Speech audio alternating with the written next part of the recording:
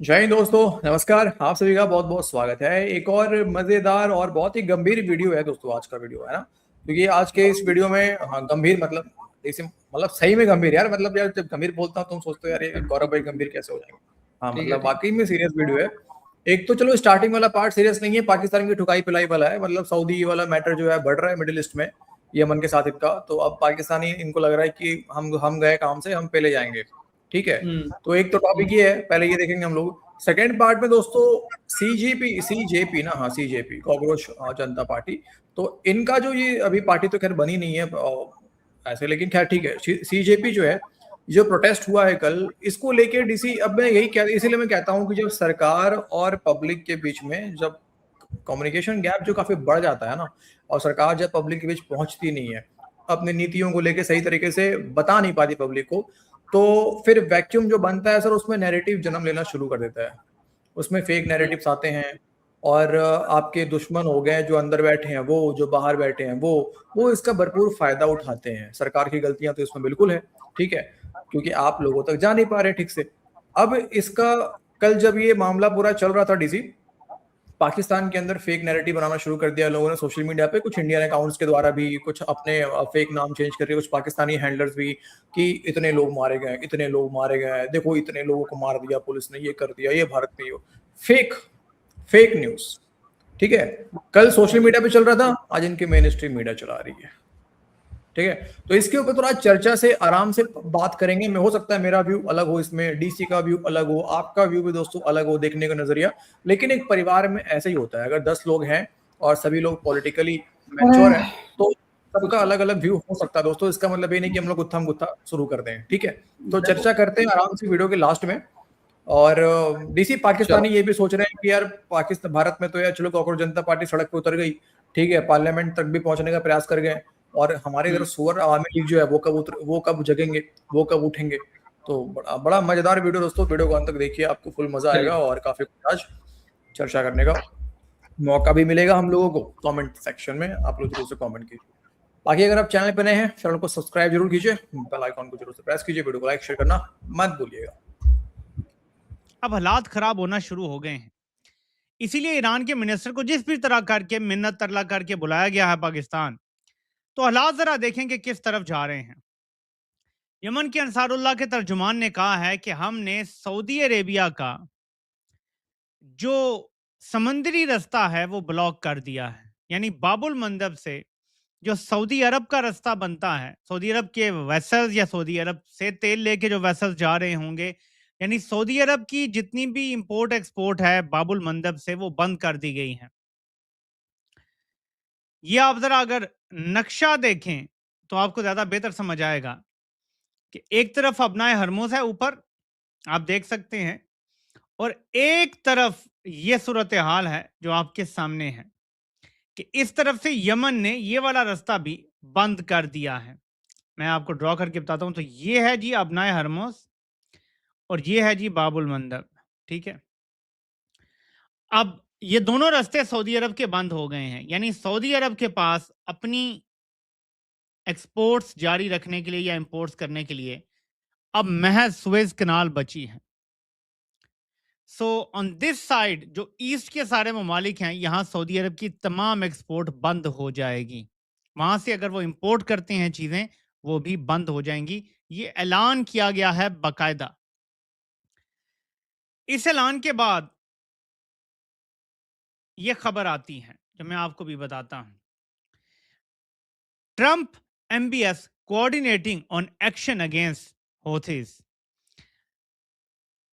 Yemen के अंसारुल्लाह के खिलाफ सऊदी अरब और अमेरिका रिपोर्टेडली मिल के एक्शन लेने का प्रोग्राम बना रहे हैं। जाहिर है कि हालात काफी खराब हो गए हैं। यमन ने सऊदी अरब का रास्ता बंद कर दिया है। तो जो आपने अब एंगल जो मैंने दिन को आपको बताया था, आपने उस पर गौर करना है। फजलुर रहमान किस पे चढ़ दौड़ा है? जर्नैलों पे। पाकिस्तान ने दिफाई मुआहदा किस मुल्क के साथ किया है?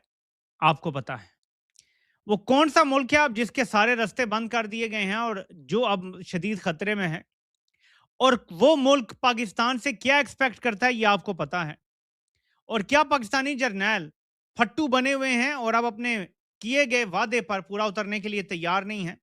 ये बहुत इंपॉर्टेंट डेवलपमेंट है अगर आप इसको इस एंगल से देखेंगे, क्योंकि हमें हर एंगल देखना पड़ता है, फिर जाके हमें बात समझ आती है। और मैं इसलिए आपसे कहता हूं कि हमेशा हर एंगल का जायजा लेने के बाद हमें समझना चाहिए कि सूरत हाल क्या है।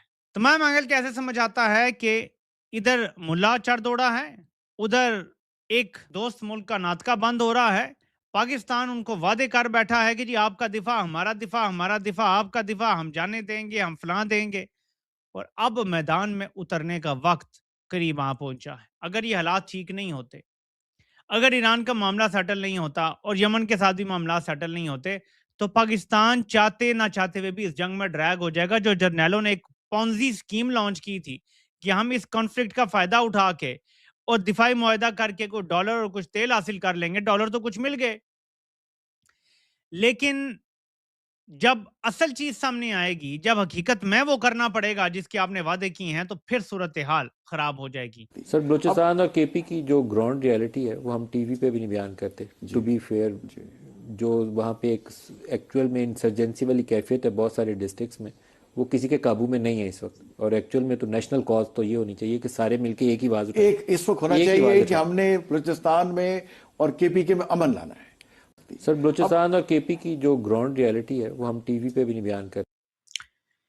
जब कंपनी के करीब तरीन समझे जाने वाले एंकर्स कहना शुरू कर दें कि बलूचिस्तान और केपी की ऐसी हालत है कि हम टीवी पे बयान नहीं कर सकते, तो जब मैं आपसे कहता हूं कि इन्होंने बलूचिस्तान खो दिया है बिल्कुल मशरकी पाकिस्तान की तरह, और ये सिर्फ छुपा रहे हैं हकायक, ये छुपा रहे हैं हमसे चीजें, तो अब जरा सोचें कि बलूचिस्तान हाथ से निकल रहा है, खैबर पख्तूनख्वा में हालात खराब हैं, आजाद कश्मीर में आग लगाई हुई है, पूरा मुल्क इनसे नाखुश है, तो ऐसे में ये किसी और मुल्क का दिफा कर सकते हैं? मेरा आपसे सवाल है, क्या इनकी हैसियत है कि ये किसी और मुल्क का दिफा कर सकें?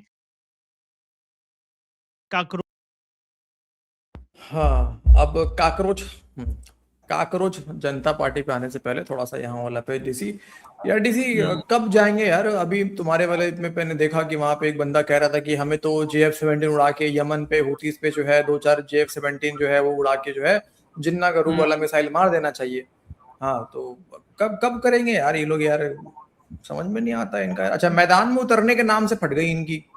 मैदान में उतरना हो अगर तैयारी के साथ, तो पाकिस्तानी नहीं नहीं फौज नहीं, भाई ये हाँ, ये सिर्फ दिफा नहीं दफाई कर सकते हैं सर। ये इनका ये जिस दिन मतलब सऊदी अरब या फिर अमेरिका बिल्कुल घुटनों पे आ जाएगा ना सर, मतलब आएगा तो नहीं, खैर वो तो हमें पता है नहीं आएगा, पर लेकिन आने वाली जो हालत होगी उस टाइम पे पाकिस्तान जाएगा, वो किस लिए? सरेंडर करने के लिए बस। अच्छा, मतलब ये उनकी खुद जगह वो पे नहीं सरेंडर करेंगे। करने के लिए। हाँ, ये उसकी जगह पे खुद सरेंडर करेंगे, खुद अपना पतनून खोलेंगे पाकिस्तानी। नहीं, लेकिन मुझे आज भी शक होता है। अब पता नहीं, देखो सऊदी ने किया है नहीं किया है, मतलब कोई उनके तरफ से ये भी तो नहीं आया ना कि नहीं नहीं हमने नहीं किया है। अगर क्या? कर भी लिया इनके साथ में डिफेंस पैक्ट, पाकिस्तानी तो कह रहे हैं कि डिफेंस पैक्ट ना, हमारे पे हमला, उन पे हमला, उन पे हमला, हमारे पे हमला। हालांकि हमें तो पता है रियलिटी कि वो वहां पे भाड़े पे गए हुए हैं और इनका कोई लेना देना नहीं है कि इन पे हमला होगा और सऊदी आएगा। सऊदी क्या नहीं, करने आएगा? ये तो कुछ नहीं करने नहीं, आएगा। ये मान सकते हैं सर कि सऊदी अरब के ऊपर हमला पाकिस्तान के ऊपर हमला माना जाएगा। बस इतना है कि हाँ, पाकिस्तान के ऊपर हमला नहीं, इससे कोई मतलब नहीं है सऊदी अरब को। नहीं, सऊदी अरब सऊदी इनको वाले देगा बोलेंगे कॉलोनी अबे, होंगे सर, ठीक हाँ है। जी सर, सऊदी वाले तो यही बोलेंगे अबे तुम तो ऐसी, तुम्हें तो आदत हो गई है, तुम क्या क्या करना है तुम्हें, साला सरेंडर कर दो, नहीं, तुम्हें तो हम आदत है तुम्हें क्यों करने बचाएंगे भाई? हम तो तुम्हें बुला रहे हैं, हमें खुद को बचाने के लिए, हम तुम्हें क्या की। बचाएंगे? सीधी पाकिस्तानी सी भी बात है ना कहेंगे ना यार। फिर कि यार हम तो खुद को बचा नहीं पा रहे, हम तुम्हें कैसे बचाएं? हाँ, वही तो बात। मा, मामला तो यहाँ खराब हो गया ना। सऊदी बोलेगा साला हम तुमको बुला रहे हैं कि हमें बचाओ, हाँ, ये बोलेंगे कि साला हम तो खुद को नहीं बचा पा रहे, हम तुम्हें कैसे बचाएंगे? आ तो गए हम पैसे के लिए, बट हम बचाए कैसे? अब जरा यह मामला खराब हो गया है बिल्कुल, कौन किसको बचाए? नहीं नहीं नहीं, बाद में कुछ नहीं है सर। ये जब सऊदी अरब बोलेगा साला हम इतना पिट रहे हैं, तुम अभी तक नहीं आए हमें बचाने के लिए, तो वो कटोराजरी भी आगे जाएगा sir. Beggars can't be choosers, सीधा बोलेगा। अच्छा दोस्तों, चलो अब हाँ, अब आते हैं भाई मेरे मुद्दे पे। भाई CJP भी आते हैं, बहुत लोग चर्चा कर रहे हैं इसके ऊपर में, तो हम भी थोड़ा पाकिस्तानी बात कर रहे हैं तो हम भी कर लेते हैं यार, चलो। रोज जनता पार्टी जो है उसके एहतजाज में बच्चियां आई हुई हैं स्कूल की, और वो कह रही हैं हम जब वोट देने के काबिल होंगे इनमें से किसी को वोट नहीं देंगे, विच मीन्स कि जेन अल्फा और जेन जी मैदान में है। ये बच्ची जेन अल्फा से ताल्लुक रखती है, ये बच्ची निकल आई है बाहर। और मजीद देखें, ये बच्ची बोल नहीं सकती, इशारों से बात कर रही है, ये भी IVF है, ये भी स्कूल या कॉलेज की बच्चियों की स्कूल की बच्ची लग रही है। ये जेन जी और जेन अल्फा ने मोदी की नाक में दम कर दिया है और पार्लियामेंट के बाहर पहुंच के दिखाया है। और पाकिस्तान में हम जो मुसलमान होने का दावा करते हैं, अल्लाह पे ईमान रखने का दावा करते हैं, हम सोए पड़े हैं ख्वाब गफलत में। श्रीलंका में लोग खड़े हो गए, बांग्लादेश में लोग खड़े हो गए, इंडिया में खड़े हो गए, यानी डीएनए मिलता जुलता ही है ना भाई, हम भी इसी खित्ते के लोग हैं ना। पाकिस्तान की बहुत बड़ी आबादी की तादाद वो है जो पहले कभी हिंदू थे, अबाव अजदाद मुसलमान हुए बाद में। ये पाकिस्तान में जो जाली सैयद का कारोबार चलता है, भाई यहाँ कहाँ से इतने ज्यादा सैयद आ गए पाकिस्तान में। पाकिस्तान में आबादी की बहुत बड़ी तादाद ऐसी है जो हिंदुओं से मुसलमान हुई है, बहुत बड़ी तादाद है ऐसी, ठीक है। अबाव अजदाद आप डीएनए करवा लें, आपको पता चलेगा कि कितनी बड़ी तादाद है आबादी की ऐसी। यार डीएनए मिलता है इस खित्ते का। चलें और छोड़े, अफगानिस्तान में भी तो अरे भाई हमें शर्म आता है रे, तुम्हारा डीएनए मिलता है हिंदुओं से तो। ना ना ना ना, पाकिस्तानियों से हमारा कोई डीएनए वीएनए नहीं मिलता यार, ये सुअर है यार। किससे मिलेगा, कहाँ भाई, कौन एक्सेप्ट करेगा पाकिस्तान को, किससे मिलेगा पाकिस्तान का डीएनए यार। यार वो तालिबान, अफगानिस्तान हूँ तालिबान नहीं बोलते यार कि हमारा डीएनए पाकिस्तान से मिलता है, वो नहीं बोलते यार डीसी मैं आप ही से पूछ रहा हूँ सर, एक बात बताओ, तुम कह रहे हो नहीं नहीं हमसे नहीं मिलता, तो किससे मिलता है पाकिस्तानियों का डीएनए यार, किससे मिलता है? सुअरों से मिलता है सर, मैं वही तो कर रहा हूँ, ये सुअर है। इनका भाई नहीं नहीं हमसे नहीं मिलता भाई, बिल्कुल नहीं मिलता यार, सोच भी नहीं मिलती यार, डीएनए तो बहुत दूर की बात है यार गौरव भाई, हमारी सोच ही नहीं मिलती यार। देखो परेशान है बेचारा, लेकिन यार कि वहां पे सब जगह लोग निकल जा रहे हैं यार, सभी जवान खड़े हो जा रहे हैं, जेनजी और जेन अल्फा जो भी हैं, और इवन मिलेनियल्स भी खड़े हो जा रहे हैं, लेकिन यार हमारे इधर यार सुअर अवामी लीग नहीं बन पा रही है। 2 बार इनकलाब आ चुका है ना, सोवियत यूनियन को मार के निकाला उन्होंने, अमेरिका को मार के निकाला, यानी अगर हम सोचेंगे कुछ अफगान भी हैं, वहां से भी हमारा जुड़ता है यार, किसी का डीएनए भी हमारे अंदर काम नहीं करता। हम इतनी मुर्दा कौम हो गए हैं। वक्त आ गया है कि पाकिस्तान की जेन जी और जेन अल्फा टिकटॉक से निकलें, इंस्टाग्राम से निकलें, स्नैपचैट से निकलें, ठीक है, ये रीलों और शॉर्ट्स के चक्कर से निकलें, ठीक है, ये सिचुएशनशिप और सिंगल और डबल, ये जो आजकल बकवासियात चल रही हैं, इससे निकलें, प्रोडक्टिव काम करें और अपने मुल्क का कंट्रोल खुद संभालें।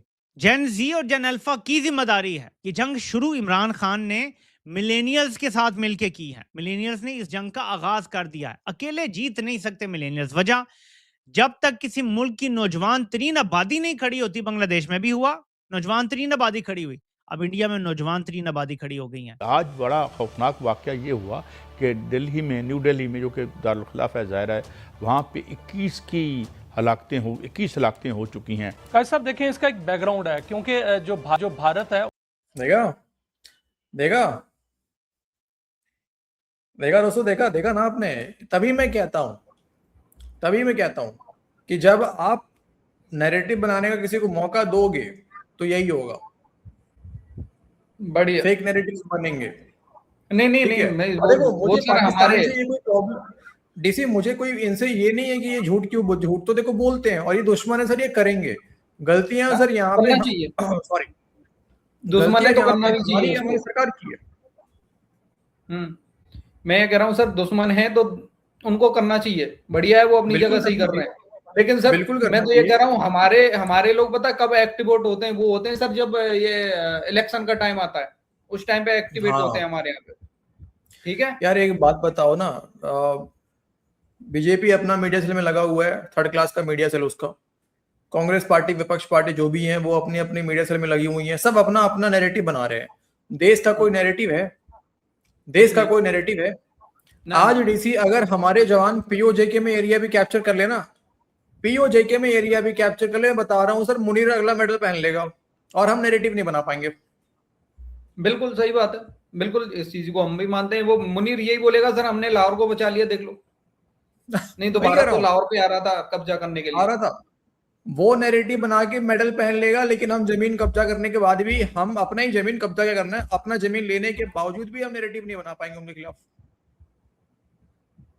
क्योंकि देश का कोई नैरेटिव ही नहीं है ना, कोई नैरेटिव, कोई एक पेज पे है ही नहीं कोई।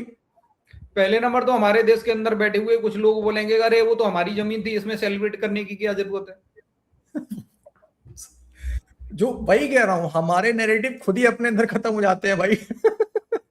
हम दूसरों के खिलाफ क्या नैरेटिव बनाएंगे? आज जो, चलो पहले वीडियो पूरा सुन लेते हैं, फिर बाद में डिस्कस करेंगे सीजेपी वाला मुद्दा।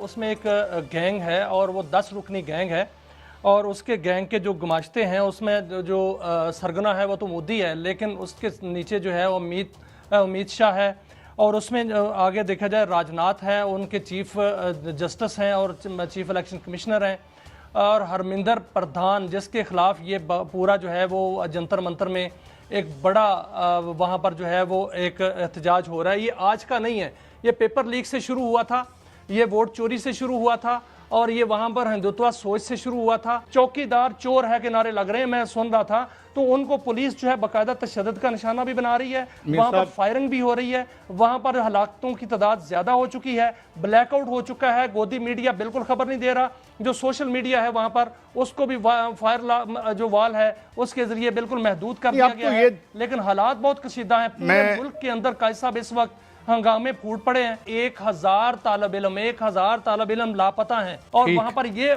सूरत हाल है कि वो लापता अफराद की या लापता तालिबान तुलबा हैं उनकी तादाद बढ़ती जा रही है, और वहां पर हलाकतों की तादाद भी बढ़ती जा रही है। हाँ, ये मैंने क्यों सुना है? ये क्या है? 1000 लापता भी हो गए? 1000 लापता? अरे पाकिस्तान में ऐसे लापता होते हैं ना सर, तो इसको लग रहा है कि हिंदुस्तान में भी ऐसे लापता हो जाते होंगे। अच्छा, सीजेपी वाला मैं शुरू करूं, थोड़ा उसके ऊपर चर्चा डीसी, उससे पहले एक एक्स के ऊपर से मैं 2 वीडियो छोटे छोटे पे, बस 2 वीडियोस में दिखाना चाहता हूं आप लोगों को दोस्तों। उसके बाद थोड़ा ज़्यादा डिस्कस करने में थोड़ा सा मजा आएगा। अब जो लोग डिस्कस करना चाहते हैं वो यहाँ पे रुक सकते हैं, और जो लोग नहीं डिस्कस करना चाहते हैं वो यहाँ से वीडियो, आप लोग चाहे दोस्तों तो देख के वीडियो को लाइक करके जा सकते हैं। तो पहले आप जरा 2 वीडियो देखिए। मोदी जी खुद पढ़े लिखे हैं क्या?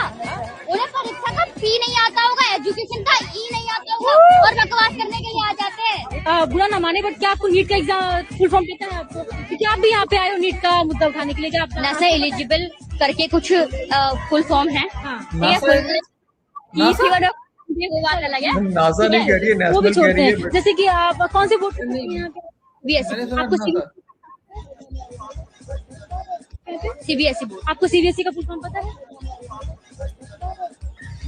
चलिए ठीक है, वो भी मैंने मान लिया। जैसे कि आपको नहीं, ठीक है, हाँ चलिए ठीक है। जंतर मंतर पे प्रोटेस्ट पे बुला के, भाई जंतर मंतर पे प्रोटेस्ट पे बुला के, ये भाई आप गई प्रोटेस्ट घूम रहे हैं, आपने सबको बुलाया, आप गई क्यों? ये तो गलत बात है यार। आप बताओ, चलो आप मुझे, लोगों को उधर जंतर मंतर बुला रहे हो और आप इधर अकेले हमारे लिए आवाज खड़े कर रहे हो, आप क्यों नहीं गए? ये तो गलत बात है, सिंपल ये बताइए, ये तो गलत बात है। आप मुझे बताइए सिंपल, आप क्यों नहीं गए? मैं जंतर मंतर पे भी आया, क्यों नहीं गए आप यहाँ क्यों घूम रहे हैं? मुझे ये तो बताइए। वहाँ सब लाठी खा रहे हैं और आप यहाँ घूम रहे हो, हैं? ये कौन सा? तो सही क्यों नहीं गए? वहां पे आप लाठी खा रहे हो और यहाँ पे आप, वहां पे सब लाठी खा रहे हैं, यहाँ पे आप घूम रहे हो, ठीक है। दीप के कहाँ है? दीप के भी तो नहीं है लाठी खाने में, वो भी गायब है। दीप के लाठी नहीं खाया, वो कह रहा है कि मैं माफी चाहूंगा कि मैंने आप लोगों को लाठी खाने से बचा नहीं पाया। हाँ, वो यही कह रहा है। हाँ, अच्छा, ऐसे बोला है उसने, मैं बचा नहीं पाया? बोला है उसने, बयान दिया। तू कैसे बच गया फिर? तू कैसे बच गया ये बता दे। हैं? अरे सुनो, देखो, अब सुनो दोस्तों, सबसे पहले बता दूं, जो लोग यहाँ पे ये कहेंगे कि सरकार को सपोर्ट कर रहे हैं, बिल्कुल नहीं है। डे 1 से जब हमने पहला वीडियो सीजेपी के ऊपर करा था, उस दिन भी हमने बोला था कि जो भी गलत है तो उसका अकाउंटेबिलिटी होना चाहिए, वो अकाउंटेबल होना चाहिए इन चीजों के लिए, ठीक है। और ये प्रोटेस्ट होने से पहले धर्मेंद्र प्रधान जी, या धर्मेंद्र प्रधान जो भी है, ये एजुकेशन मिनिस्टर है, उनका इस्तीफा लेना चाहिए था, नरेंद्र मोदी जी को नोटिस लेना चाहिए था, ये प्रोटेस्ट होने से पहले। अब यहाँ पे अब फंस गया ना, अब मान लो अब इस्तीफा लेंगे। हालांकि नड्डा, मैंने देखा कि वो जेपी नड्डा जी जाके मुलाकात कर रहे हैं, उनका डिमांड ले रहे हैं। ये काम पहले क्यों नहीं करा आपने भाई? पहले क्यों नहीं सुना? अब ये प्रोटेस्ट हो गया पूरी तरीके से हाईजैक। अब मैंने वही बात स्टार्टिंग में बोला डीसी, कि जब आपकी किसी भी नीति का आपका लोगों से कोई मतलब ही नहीं है, आप लोगों के बीच जाते ही नहीं है, और जो कार्यकर्ता आपको मे भी इंफॉर्मेशन दे रहे हो आपके, वो सही ना हो, वो होते हो कहते होंगे जी सब चंगा है, जी सब चंगा है, सब बढ़िया चल रहा है। आप बात कब करते हैं लोगों से? आप रैलियां में आते हैं, अपनी बात बोल के निकल जाते हैं। आप लोगों से कब बात करते हैं भाई? इलेक्शन के टाइम पे बात करेंगे सर।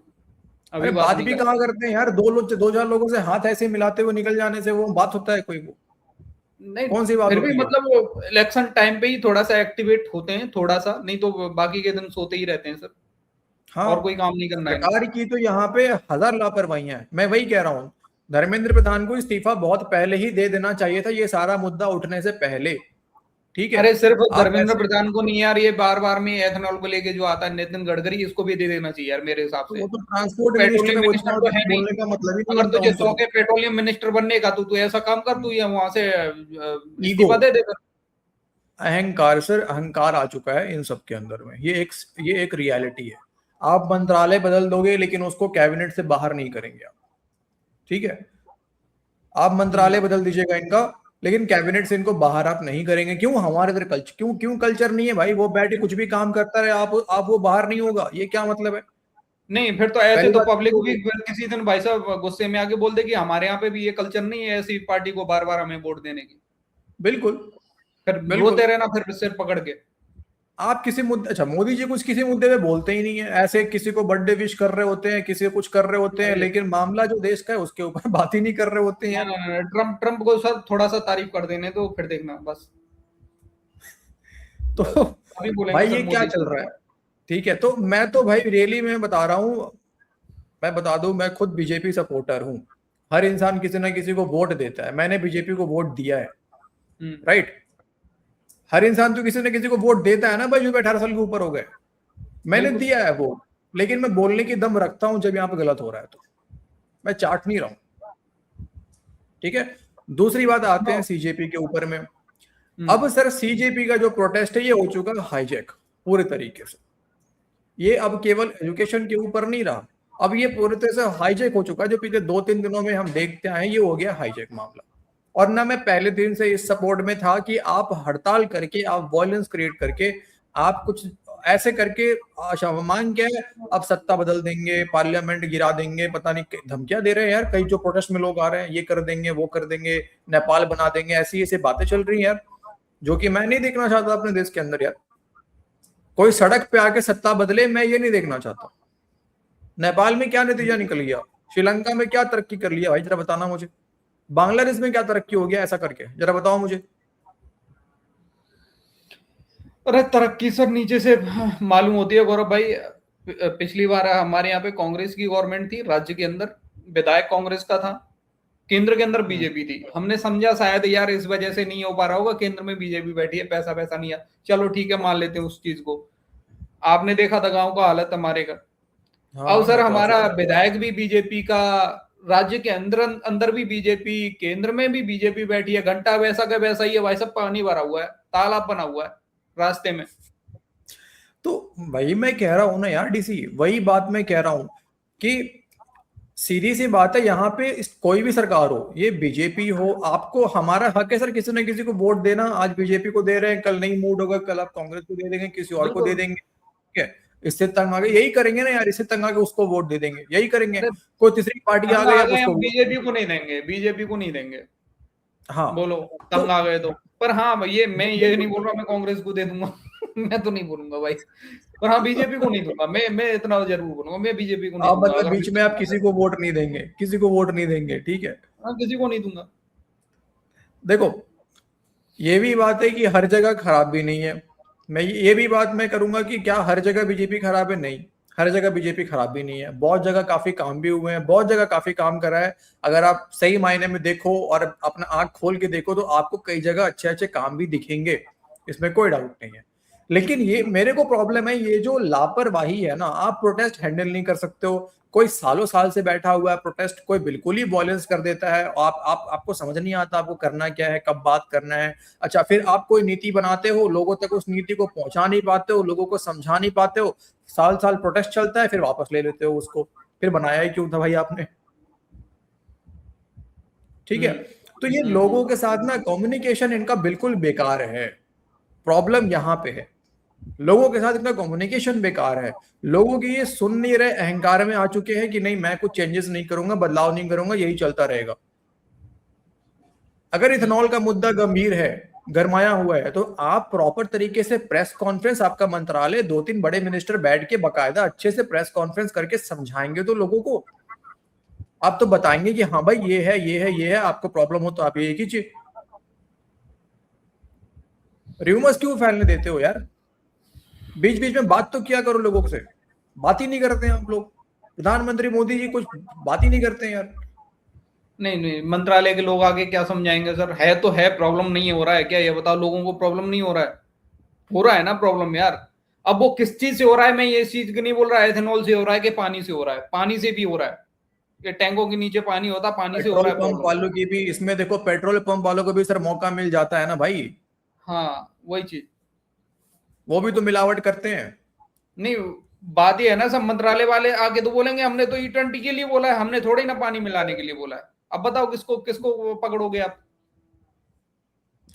तो बात दोस्तों यही है। तो मेरे हिसाब से मैं मुझे लगता है ये सही तरीका नहीं है कि आप, अच्छा तोड़ फोड़ हुआ, पुलिस ने लाठीचार्ज करा, पत्थरबाजी हो गई, पत्थर कहाँ से आ गए वहां जंतर मंतर पे? यार मैंने देखा कि हाईवे में भर भर के पत्थर आए हैं, हाईवा में भर भर के पत्थर आए हुए हैं, ठीक है।